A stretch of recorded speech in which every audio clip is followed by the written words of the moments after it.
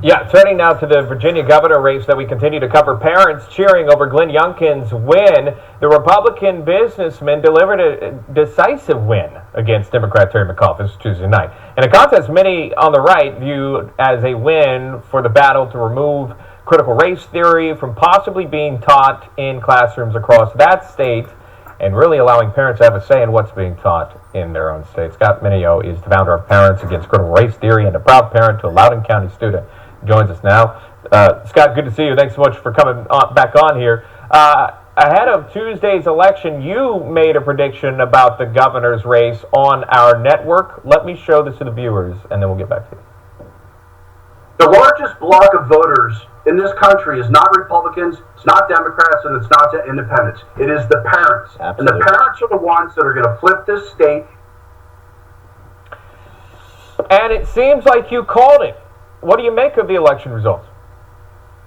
I think it's absolutely outstanding, and I think it's critical for people to keep in mind, especially those on other channels that are trying to use certain terminology as racist dog whistle, so to speak.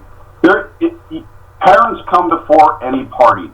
It's not Republicans or conservatives first. These are parents that voted, and these are the parents that put Glenn Youngkin in office. It's not the Republican Party. It's not the Conservative Party. Actually, the Democrats probably help with all their shenanigans. But at the end of the day, it is the parents that spoke. Let me ask you this, Scott, because this is I want to ask you a tough question here. This is the question that gets asked the most. And the left is going to hit you on this. Is critical race theory taught in any schools? Is that what the argument is about? Or is it the possibility of critical race theory? Or is critical race theory real? Your thoughts? Critical race theory is very real. So there's a couple ways to answer this question. Number one, we've provided plenty of receipts of evidence and fact and proof that it does exist in Loudoun County in the state of Virginia. Number two, what's interesting is these experts seem to say critical race theory doesn't exist. Well, we offer proof and evidence and fact. That's what we grow up on, and that's what we live by. All they offer is rhetoric in the declaration that CRT does not exist, and if you believe that it does, you're a white supremacist. That's it. If that's all they have to say, we might as well call the midterms now, because that's not going to be a winning message. One of the messaging that came out on top is the Mama and Papa Bear movement. Former Obama campaign manager Stephanie Cutter issued some comments on that, and which party represents parents. Here's that.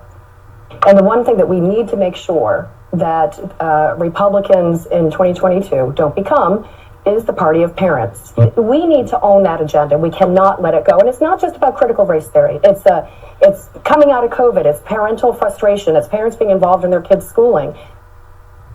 There's so many ways to break that apart. One, they didn't know that before. They hammered on CRT, but they forgot about the mask mandates, etc., how kids were taught in the classrooms. This is another topic, and they said they need this. Former Obama campaign manager says the Democrats need to become the party of parents. Is this the new political topic, being the party of parents? And are Democrats the party of parents, or is it Republicans? The parents are the party of parents. Now, what you're probably going to find, and maybe we'll push it out there, is that soundbite from that woman and Juan Williams saying parental rights is a racist, is a white supremacist dog whistle.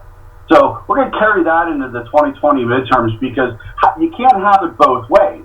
They can't want to try to position themselves and claim to be the party of the parents, when at the same time the very own party is calling parents, white supremacists because they have and want parental rights.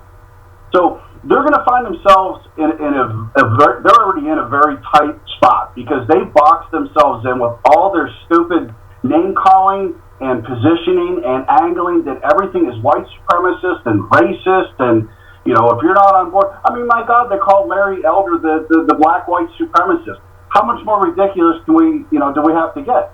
ESPN reporter also saying somewhat of the same of Winsome Earl Sears, who just won lieutenant governor, or will be announced as lieutenant governor elect there in Virginia. Again, that continues to be a sticking point of race, and finally CNN even calling it out, saying maybe we need to move on from this and look at how we're being come across. Wake up call for Democrats, no matter how you look at it there. Scott Mineo, thank you so much, Scott. It's always good to talk to you. Come back anytime.